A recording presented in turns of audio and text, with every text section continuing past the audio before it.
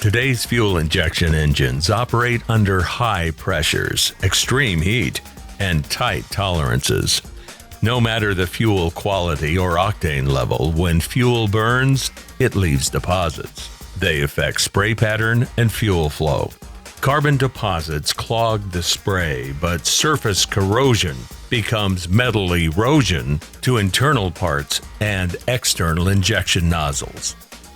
This changes the critical air-to-fuel ratio and leads to poor efficiency, lower power, and performance.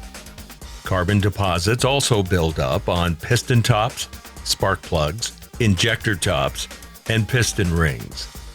Rings clog and stick, allowing oil to leave the crankcase, slip past rings, and burn in the combustion chamber.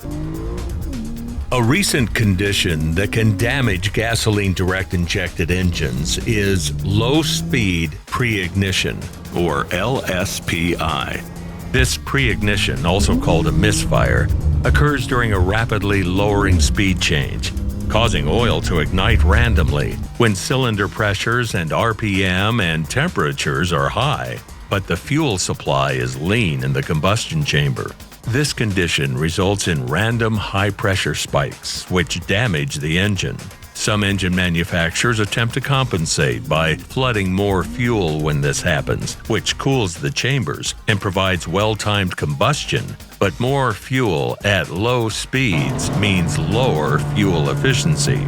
Drivers complain of poor starting, engine hesitation, run-on, and misfires. ACDelco Fuel System Cleaner 44K, when applied as directed, safely provides deep cleaning to the entire fuel system, including the fuel tank, pump, fuel lines, fuel and exhaust ports, combustion chambers, injectors, spark plugs, O2 sensors, and the catalytic converter.